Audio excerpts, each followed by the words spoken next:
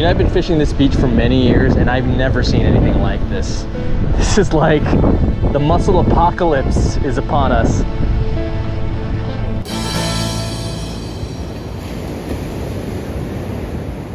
Have you ever gone to the beach and seen something like this? I sure as hell haven't. All right, so after the initial shock of seeing all this, my second thought was, is this beach even fishable? I mean, am I gonna get tangled every cast? And then finally I started to think, maybe all these mussels, many of which are still unopened, might be a good sign. I mean, there's food everywhere. So there's gotta be fish taking advantage of all this, right? Only one way to find out. All right, out here today, testing out this new jig that I just got online. It's kind of a chartreuse, silvery white thing with a assist hook. Looks pretty enticing. I think it's gonna catch a fish. So I got a bunch of these jigs online. They're about 1 ounce each, which is the weight I prefer for jigs. You can throw them a really good distance at that weight, and they come in a bag of 12 in a variety of different color patterns.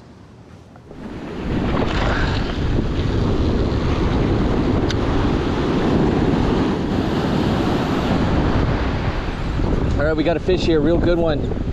It's got some good weight, great fight to it.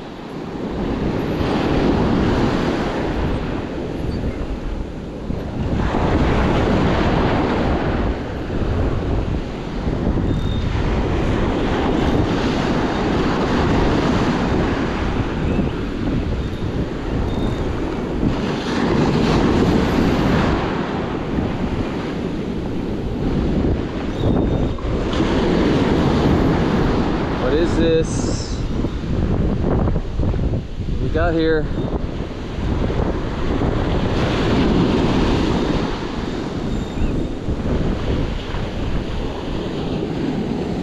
Big Yellowfin Croaker right here.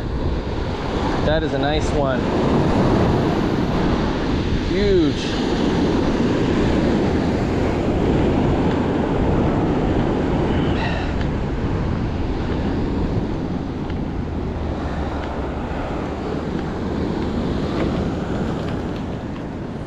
Big Yellowfin Croaker, guys. Caught them on the new jig that I just got. I bought a bunch of them on Amazon, and I threw it maybe about 4 or 5 times, and then this guy hit. Real big one. I think it's probably about maybe 14, 15 inches. See what I'm talking about, guys? Thousands and thousands of mussels.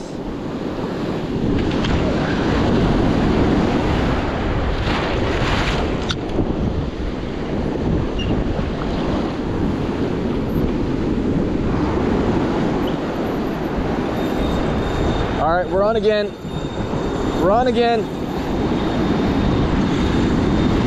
Ooh, this feels like another good one.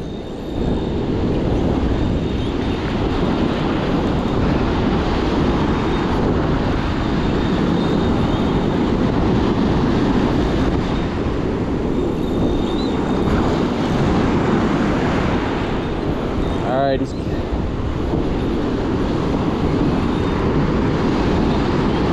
little heavy right now, so the bite felt like a croaker bite, but now he's got some kind of dead heavy weight, and I'm hoping that it's a halibut, but who knows what it is. I'm hoping everything's a halibut, obviously. Haven't caught one in such a long time, but this feels like it's got some decent weight. If I can just get him in.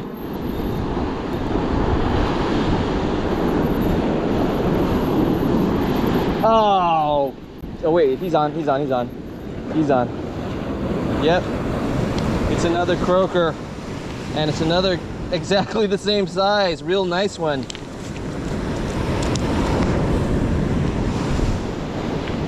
Beautiful, beautiful fish. Here's fish number 2, almost identical in size. Caught on this jig right here, this chartreuse 30-gram jig. It's about 1 ounce, rough and tough. But boy, when they hit these jigs, it's such a fun fight. They fight hard, and especially when they're this size. Since we caught the last one, I'm gonna go ahead and let this one go. Well, you can really feel these croakers croak in your hand. They're vibrating, especially when they're this big. All right, here you go. Man, that was fun. Let's do it again.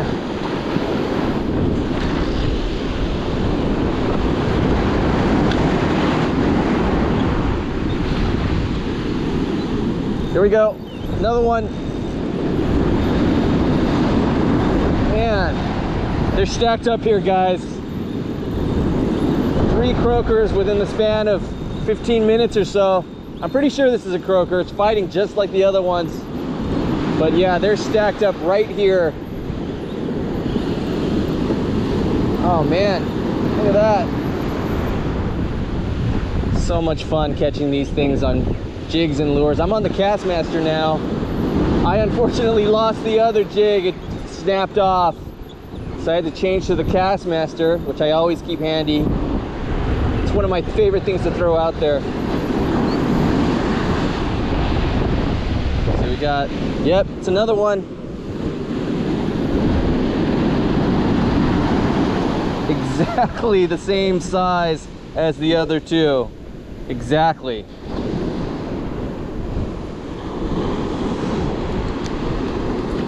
Nice, quick and easy release. And I'm not going to keep this one. I already got the other one, which is pretty good size. I'm going to let this one go.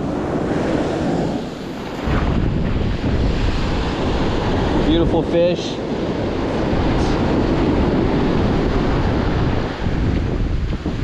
There you go. I might be on a fish. Nope. Mussel shells. I mean, they're littered all over this beach like I've never seen before. Mussels everywhere. And my guess is there's a correlation between that and the hot bite that I'm experiencing right now. Where there's food, fish will come. A lot of them are still unopened, so a lot of fresh mussels out there, and they're just coming in for this big smorgasbord. And I happen to be throwing out this lure that they also like, and they're hitting on that. So I think all these fish are here for this big food buffet of mussels.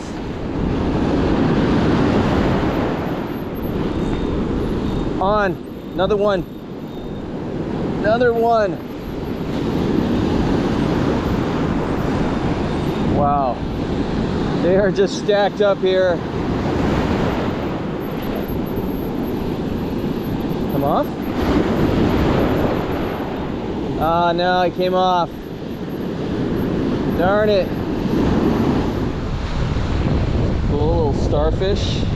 Don't really see that very often on the beach. Certainly one of this size. Still soft, so I'm assuming it's still live. I'm gonna throw them back in the water. Look at that. Look at all those mussels. Unbelievable.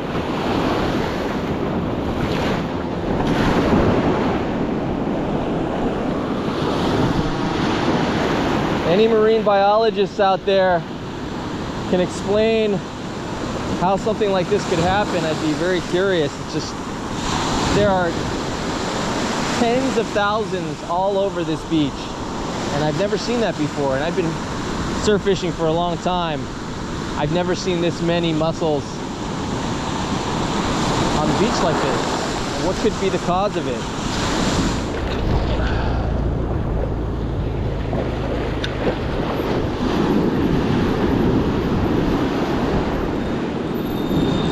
All right, we're on again.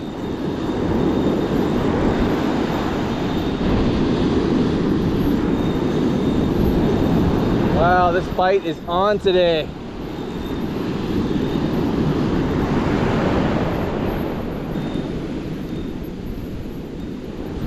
They're officially back.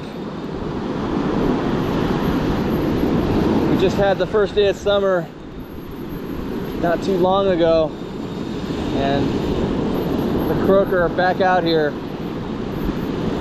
I mean, I'm guessing it's a croaker.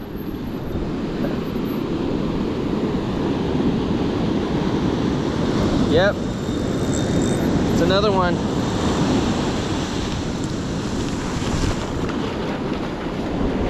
Number 4.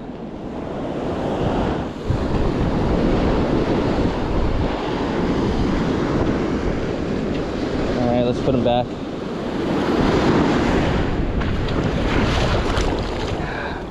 All right, great day of fishing, but in the end, there's really no way to know if it was because of all the mussels that were everywhere, or if I just got lucky and happened to be there when all the fish were out. And after thinking about it a little bit more, I think all the mussels are the result of some kind of mass cleaning of pilings. You know, there's a pier a couple of miles away, and there are also a lot of oil rigs offshore. They might have recently had their pilings cleaned off, and all that stuff eventually found its way to this beach.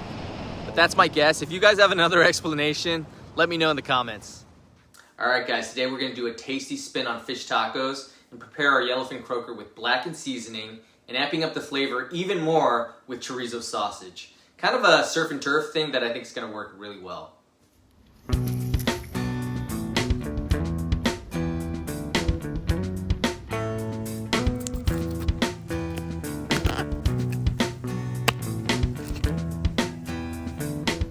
Fish this size have lots of meat on the collar. I'm gonna fry these up later.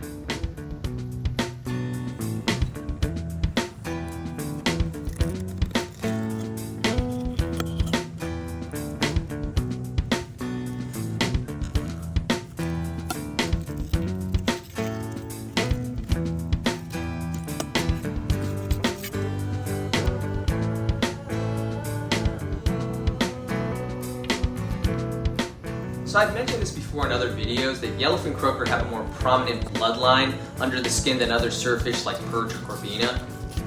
I'm gonna fillet this side very close to the skin so you can see that. If you're eating fish raw, a little bit of bloodline is not too big of a deal, but if you're cooking it, that bloodline tends to give off a fishier smell and taste, so I like to remove it. So one way to do this is to fillet the fish a little further away from the skin, which I'll do with this side. Now you'll be giving up a little bit of the meat by doing this, but it's not too much, and you'll get a fillet that's free from most of that bloodline.